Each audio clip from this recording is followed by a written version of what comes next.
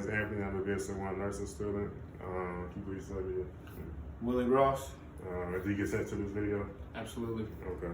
Can you I'm now about to do a 360 scan of the room.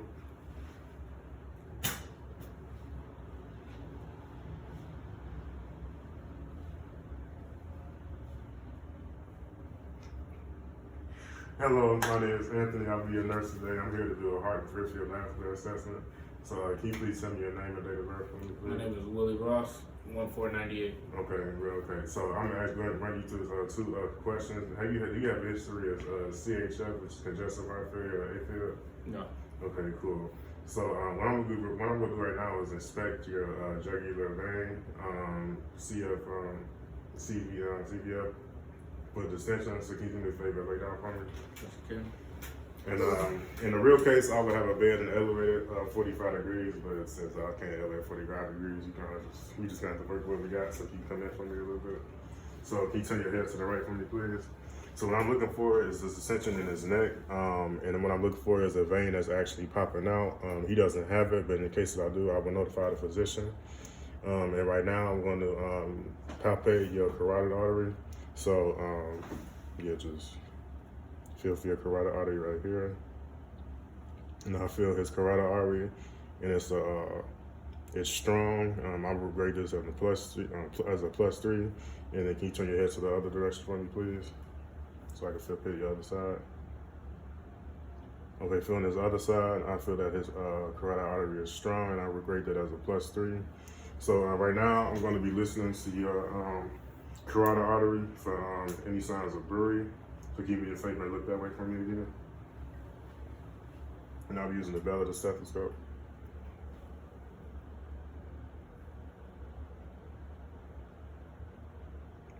Okay, can you turn your head to the other side?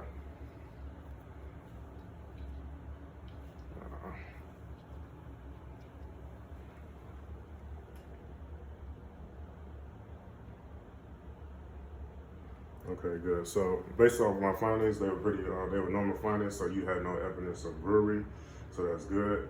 So at this point, I'm going to be inspecting your and auscultating the 5 areas of your heart, which is the aortic, pulmonic, Erb's point, tricuspid, and mitral. So can you do me a favor and just lift up your check for me, please?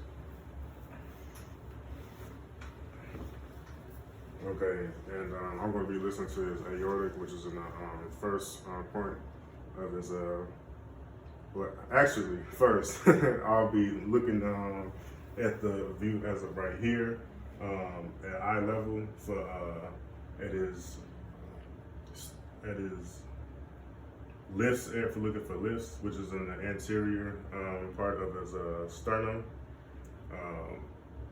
heaves, which is, I'll be listening to lifts, heaves, and pulsations. Pulsations is areas of the heart where overworked.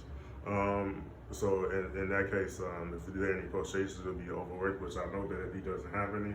And I'll be looking for heaves as well. And that is for where in the area of a point of maximum PMI, which is the point of maximum impulse. And at this point, I'll be listening to his 5 points of his heart. Auscultating it. Do me a favor and breathe for me. Okay. Breathe in and out. Okay. Breathe in and out. Okay. Breathe in, breathe out. Okay. Breathe in, breathe out.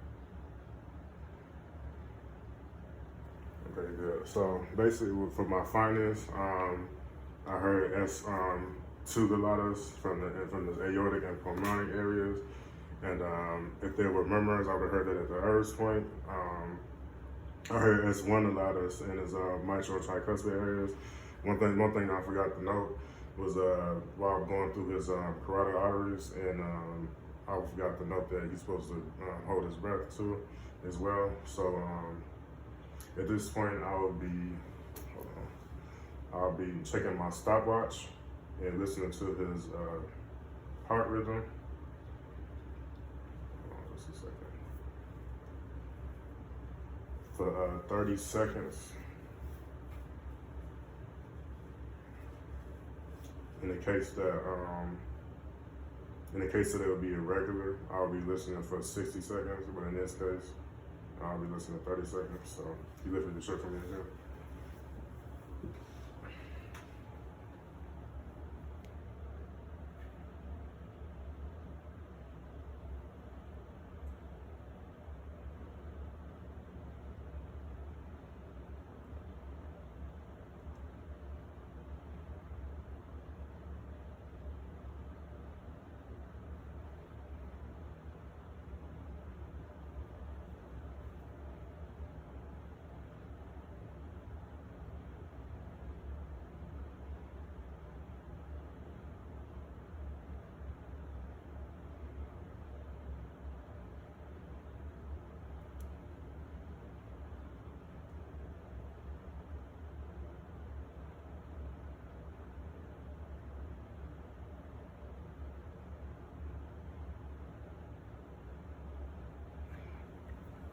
So your heart rate is at 74, which is good, which is a normal.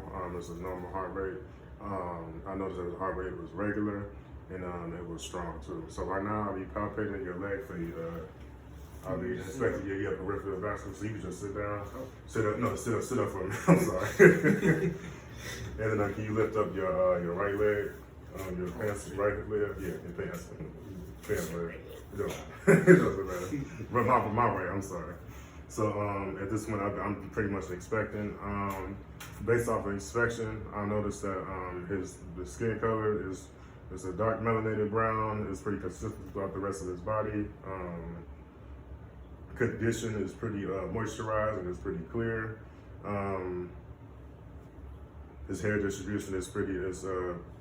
Hair distributed evenly throughout the rest of his leg. I do note that there's a small venous pattern right here in a primary lesion, which is in the form of a bruise. So at this point, so we'd be looking for it in that. We'd be looking for the size, shape, the roundness, and the distribution to check if it would be hematoma. If it's a primary lesion, it'd be anything from like a scar or freckles. Secondary lesions would be anything from tattoos or piercings. So what I'm gonna do now is palpate your leg for edema, your knee area for edema. Okay, so I note that there's no edema present. Now I'll be checking, to check all your pulses throughout your leg, I'll verbalize this, so I'll be checking your femoral pulse. And then now I'll be checking your popliteal pulse from the back of your leg.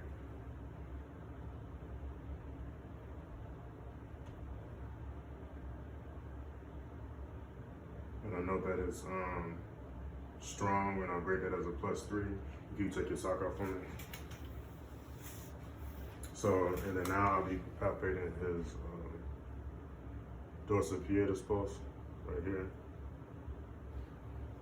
So I rate that as a +3, and it's strong and regular. And his tibial pulse right here. And know that it's strong and regular. So now I'll be palpating for the temperature. I note that it gets cooler as I go down his foot. Next, I'll be testing the capillary refill. So you do the favor and lift up your toes. Okay, good. So what I was testing for that was make sure your capillaries, I know that they are prompt and they were supposed to pretty much fill within 2 seconds. And now I'll be checking for ulcerations in your foot. So can you lift up your foot for me? Okay. Okay, good. So there aren't any abnormal ulcerations, so that's good. So this pretty much includes the heart and vascular assessment.